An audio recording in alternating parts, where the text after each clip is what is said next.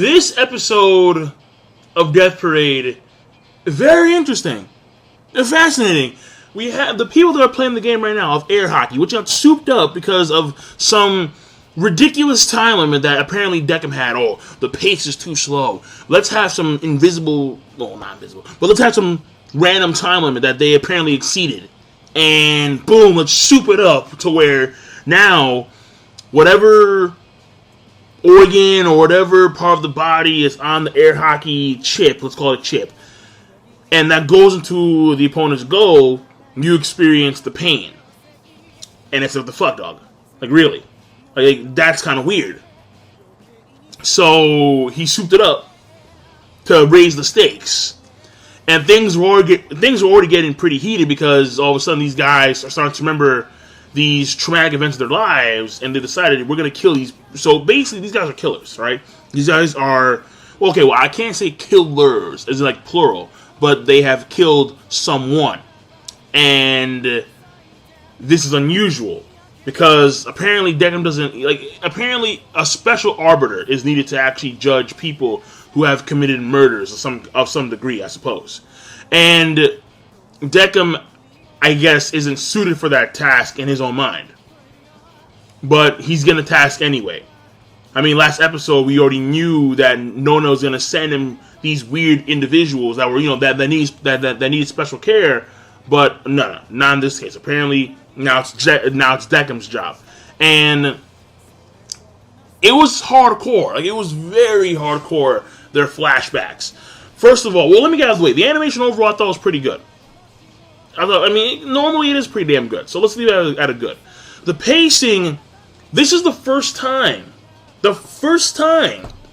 we have had a game that has not reached completion towards the end of the episode. And it's still going on in episode 9. And I'm like, whoa. That's kind of, so like, episode 9, it looks like the majority of it is still this game between Tatsumi and Shimada. And it's just getting hardcore. So, now obviously I can see that most of the next episode is going to be dedicated towards the memories, because these guys have killed people before. And the reason why I think it's strange in the part of Dequim to judge these guys that are killers is that you would assume automatically, based on the fact that they killed someone, that they would go straight to the void immediately. But it's not that simple. It is not that simple. First of all, in the case of Tatsumi, he came back home. He's a detective. Came back home. His wife was on the ground dead. She was murdered. And apparently he spent most of his time trying to find who the murderer was. And apparently he did. At least that's my assumption. In the case of Shimada, their parents died in some kind of event when they were little. And he was the one who took care of his sister for the most part. His sister is now in high school, and he didn't go to college. He went to work straight after high school. He comes back home one day, and she's on the ground crying, bruised, battered, and beaten. She was assaulted. Apparently there was some stalker that was stalking her, and now he's going to take some... Well, he did. Assuming that he did kill the person, he took some vengeance. So, to simply say... because again, this is, I think, a very big problem. The Arbiters, because they themselves are not human, and because they themselves never experienced dying, because they can't die, they can't really connect with human beings. Therefore, their judgment may be skewed because of that reason. But at the same time, connecting too much with someone can make you biased, and that can definitely skew your judgment. So I can see the reasons why the Arbiters are made specifically to be inhuman. Like in the episode, you have the Tatsumi, the detective. He says, "I've never seen a guy like this, the white-haired guy, Dequim. I can gauge a person's emotions, whether or not they're lying or not, based on their facial features and their facial and their expressions. He makes no expressions. He doesn't emote at all. He's a weird motherfucker." And they're made that way, the arbiters, because they're supposed to supersede human. They're supposed to see. They're supposed to supersede. There we go. Okay, like some little tongue twister. They're supposed to supersede humans. Therefore, they judge them from a perspective of higher position than human beings. However, because of that reason, it looks like on occasion, like for example, the first episode, it looks like Dequim made a mistake when he judged the lady to go to the void and the guy to go to reincarnation, where maybe they should have both gone to reincarnation. So it's fascinating, and here you have, for the first time, the girl with the black hair getting the memories of these murders, and it shocks her because it's like she's getting a flood of information that's not her own information; it's their information, and I think this actually may be a huge leap forward when it comes to the judgment.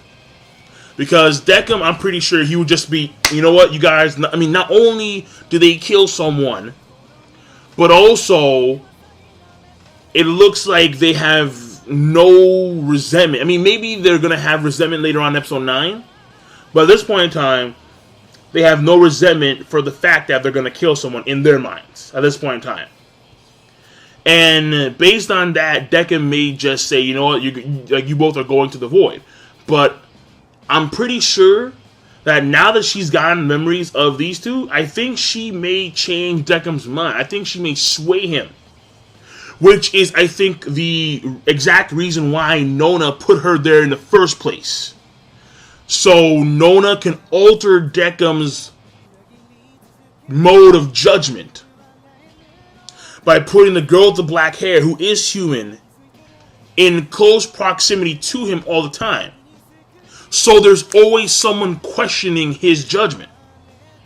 Someone who has the experience of dying. Someone who is human.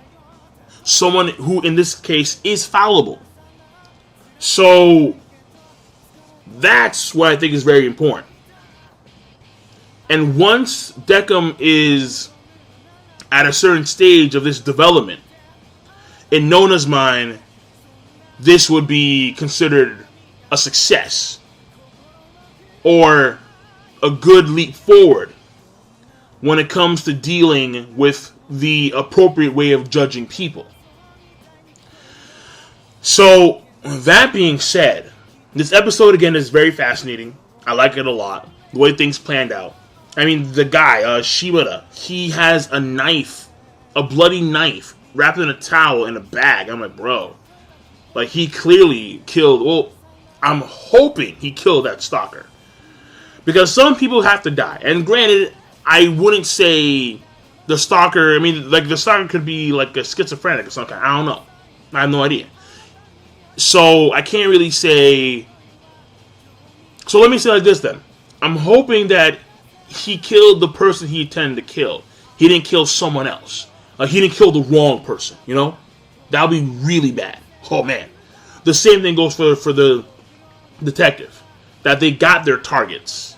Even if their targets were schizophrenic or if they were on drugs, whatever.